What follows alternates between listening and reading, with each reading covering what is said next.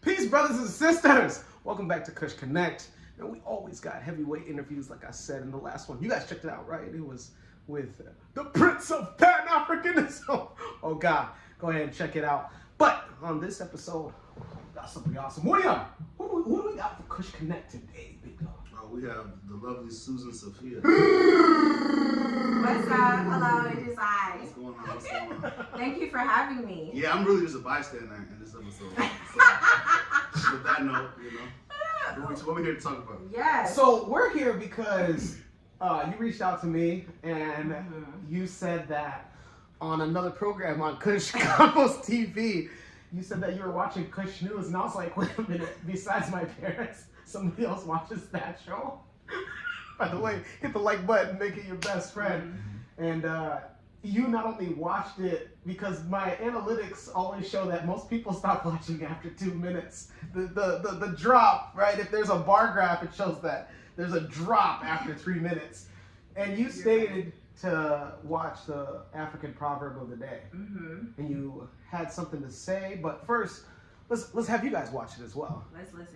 Back. Let's take a look at today's African proverb of the day, and it comes to us from no particular nation and or ethnic group, and it reads, "No matter how big a child is, he cannot deny that he was once carried on the back of a woman." Once again, no matter how big a child is, he cannot deny that he was once carried on the back of a woman. African proverb.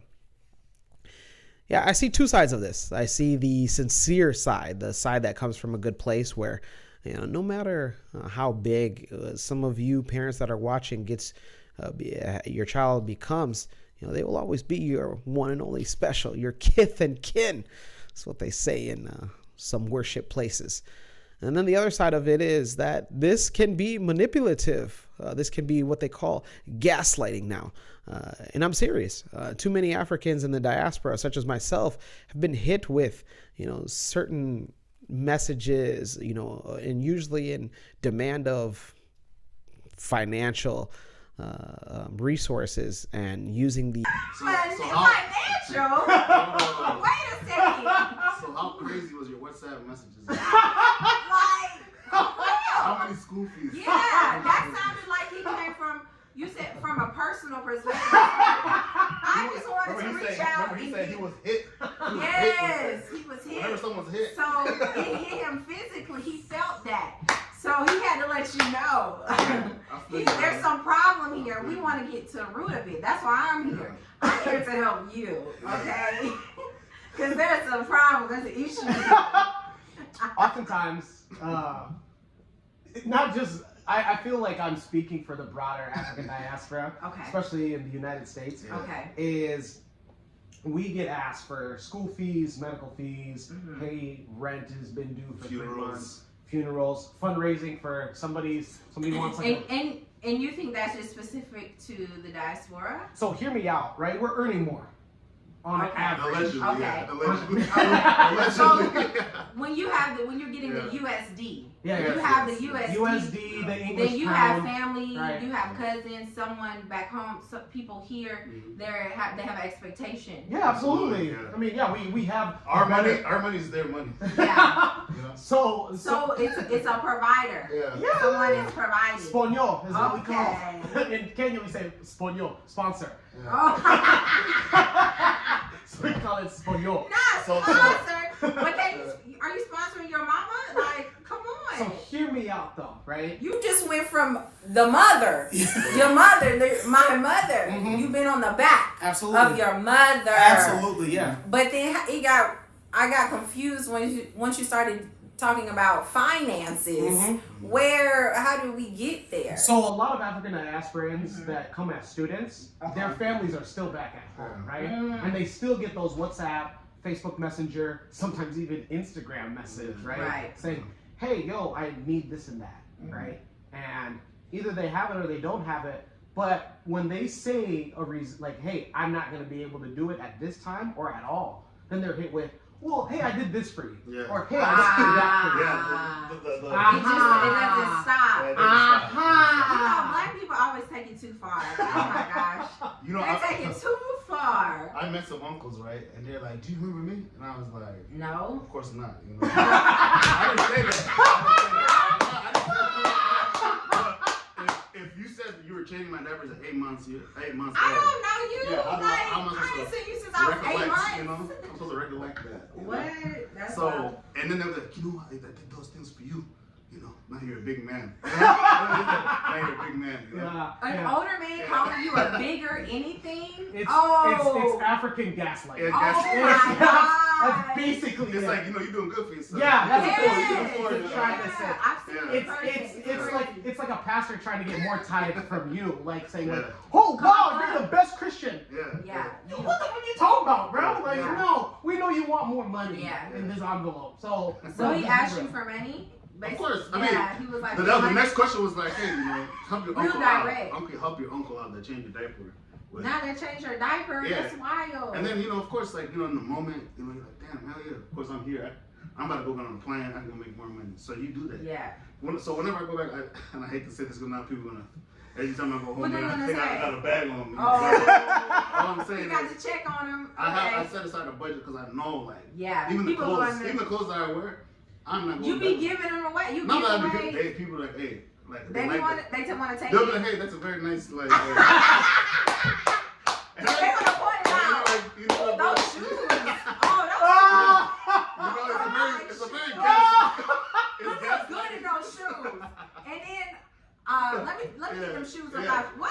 No, you don't even get to that point. You just say, hey, go ahead, no problem. Check that. Not go ahead. They already know you're gonna give it up. Come on. It's so toxic. Wow. That's your first toxic, I love it so toxic. relationship. Oh with your my family. God. Is Hey yo! Shout out to all my family overseas. Yeah! But you know, what gets me. But it's not just you though. One more Other thing. people- This is the Okay. ultimate thing that really gets on my nerves, that grinds my gears. When they ask for iPhones. Yeah. Not just a phone. A phone would be one thing. Yeah, they want an iPhone. But they they want want, the iPhone. they Mommy want got the iPhone. Apple mobile FaceTime, cellular FaceTime. device. So you got data to FaceTime and have an iPhone, but you need me to sponsor your Yeah. Espanol. your Yeah. whatever activities. Thank you. So I really yeah, it's appreciate very it. annoying, man. I really hate it. You know, if someone asks me like, "Hey, I'm trying to start this business, a kiosk or whatever," Yeah. Now we talking. because now you Okay. can feed yourself. You can change Yeah. the dimension of your family. You can now you can be the sponsor now. You know, Exactly. I'm all for that. You know? Right. What is that in the Bible? Let's not get too religious, but you teach a man how to fish. He Mm-hmm. eats for, he eats for the rest So I'd of rather the teach you how to fish than just give you this thing that you're gonna go blow Right. with your multiple girls, side girlfriends, and side wives. That's what you know. We don't like. Let's be real. You know. Nice, No. Eugene. Oh, You know? wow. So the other part of the That's translation of that proverb is that oftentimes, like, there's too many sons and daughters that now the parents have become reliant on that child. Yes. I'm no exception. I was raised the same way, like, hey, look after your parents. But that Says in applies. the Bible, man. Yeah. You know Is what? there a Hold certain on. age that you start doing that, or you I- just start doing that like at 10? Like So- what? It depends on where you live and grow. I'm Yeah. gonna speak for a majority of guys. Okay. It's ingrained and indoctrinated from early, like, hey, like, you know, like, I had, like, you know, why you have 11 brothers and sisters is because one of you guys should take care of me when I retire, right? And But I love that. sure, Okay, I want that too. I feel that this exists though, or it can exist in Africa. In the United States, Australia, Europe, even there's Africans in the Caribbean and South America. No, because like we're not living in a communal society now. We are living in a very capitalistic society Sure. where like it can't. Number two, it'd be one thing if your parents just came from Africa 3 years, 4 years ago. But if they've, like my parents have spent 20 plus years, you've had 20 plus years to get yourself right. And I'm gonna tell my son the They exact were same just thing. waiting for you to get. They were just waiting. Seriously, and I'll tell my You're the investment, you know. But immigrant parents, That is I think they put that on you because some of my friends, you know, their family, they're from the United States, but their family immigrated, so they're second. Would they be first or second? so they say that What's the the- first generation immigrants are the children. Okay, That's what got they it. say. Okay. So you have that mindset, and it's like they put it on you, so you think that's correct. You know what I mean? And so if you're not self-reflective, if you're not doing those self-assessments with yourself, looking analyzing your life and also with the help of other people, you're just going to keep doing that same cycle as well. So I think that we're at an age where we just have access to a lot of things that some of our ancestors didn't. And I feel like we should be holding ourselves to a certain standard. And unfortunately, sometimes that's not really happening. It's not realistic. I hate it. Yeah. So when we're children, how I grew up is like, oh, you're kind, you're this person, you have these standards. But when you become an adult and you're like, especially in the United States, in a capitalist society, you know, I didn't know I was in like survival mode. You know what I mean? And I didn't know that like some of my reactions were probably not the best reaction, you know? So anyway, I'm just rambling at this point, but those are some of my ideas in my head. It applies the same way. And so why I also have my double-edged sword is what I call it, interpretation of the proverb is that I'm glad it brought up the mother-child dynamic, right? Because oftentimes we've seen, let alone just from African societies, American societies, just Western societies, where like, hey, like the parents didn't do that well. Or, in my opinion, like, yo, the parents didn't get along that well. Or one of the, like, there's an imbalance of power. And so either the daughter becomes the wife-daughter or the son becomes the son-husband. And it's, I didn't marry you. I am your child. You're supposed to be taking care of me, as well as you're not supposed to be controlling me in a way where it's like, I'm not your spouse. I will never be your spouse. And then what happens when I get married? And too often, there's men and women that get married, and their parents are still like, I need more time from you, more energy and resources than your spouse. And then your partner and your spouse is like, what the F is going on? What did I marry? What did I get? A mama's boy, a daddy's girl. And she's 30 plus. You know, I think when you're in a relationship, once you get your parents involved, I believe, and if the other person allows the person to get their parents involved, your relationship's pretty much on a slippery slope, man. Because now you're getting influence from this person instead of you talking to that person individually. You got people, like they say, in the ears. You got your voices. In your ear. Yeah, you got those It'll voices make now. you second guess. And oh my gosh, I'm so glad we're talking about this. I was just thinking in my head, I was like, Susan, your intuition is invaluable. You have to basically create a space for you mentally so that you're always trusting your intuition, your instincts, because sometimes that's all you have. You know what I mean? And so if you don't have that, you're operating at some type of, you know, instability, type of unstable environment. So I think that self-awareness, like that is trusting yourself. That's like number one key in preparing yourself for like the next level. For me, where am I going? And I had so much bad things happen to me.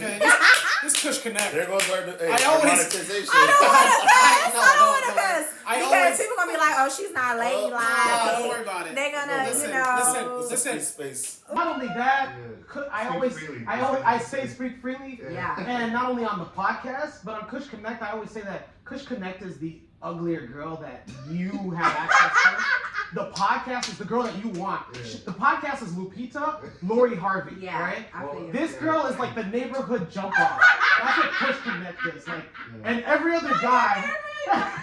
Well, now that I'm on here, no, it's not. Okay? I'm upgrading you right now. Okay? Absolutely. But just know you can curse. Okay. Just like you can smoke in front of that neighborhood thought. Oh my God. You can drink. Oh my God. We don't have to be fake on Kush Konnect. We can be as real as possible. I think you definitely should be real, authentic. I think human beings are complex. And I was just watching this and it's about, 10 minutes or so. And I was like, really? You're very direct. I was like, I see where he's going with it. I see this black man working hard. But then, women are a lot of music is made for women. Women consume music. The women, we spend money. Yeah, you're the target audience. Absolutely. Exactly. And so I'm looking at this from this type of perspective. And I'm like, oh, I was with you. I was like, my black king, you gonna get, yes. But then you start talking too much. Oh, God. And you lost me, but now, and I wanted to have an open dialogue just to get your mindset. Yeah. But for me, it's I see your mindset is like being the perspective of like the husband, son, having these type of expectations where when you're an adult and certain situations happen, you have a different perspective. You're not really that type of interaction where any type of monetary, financial, I think it's a touchy subject because of, you know what I mean? Those type of things, all the things that we want, we request, we need, if you go back to your childhood, it stems from there. Positive or negative, you know what I mean? I don't know. I'm not a doctor. I feel like it's like this. I feel like a lot of us have been indoctrinated incorrectly as African children. Like to think that like I'm gonna grow up and now retire you. Yeah. So he brought up something from biblical scripture saying like, hey, like we should respect our parents along those lines, and sure, that's in there. But what's also in there that people miss in biblical, and I believe it's Old Testament. Okay. It says that the parent. It says that the Preach, parent. brother. It says that the parent should leave either resources, wealth, or some type of land for the children. Absolutely. Yeah. So like it's like so you African parents that say I need to retire you, oftentimes they pass away and there's nothing for the children. Okay. So it's just one sided. But let's break it down. But let's break it down. Let's break it down. And I know you said your parents 20 plus years. But let's just say when you move to a different country, it's like some form of, it could have been because of being displaced. Yeah. It could have been because you can, school, resources, family, whatever type of situation. But some of those situations, there was some type of stressor that propels you forward to how you got to the United States and those type of different situations that your family may have encountered. But there was some type of potentially some type of stress. And so I think that when you're speaking of family and ancestors, they lived a different life than what their experience is different than ours. Absolutely. And we see them as our leaders in our life, the people that are going to guide us. But as I've got older and I see the human in my mother and I see the flaws in her, I understand myself better just by knowing who she is and learning who she is as a woman and realizing she may have experienced some really traumatic situations, which has something to do with how I was raised. And then that has something to do with how I treat people in X, Y, and Z. So I think that you have to like humanize your family and look at what type of barriers and situations how did they get here? They didn't just like, just choose to be like this. What was their life experience? And then how does that meet up with you and your life experience? And can we have open conversations about it? And can we identify where it's like, damn, you know what? That was wrong of me to do. So I know I'm, following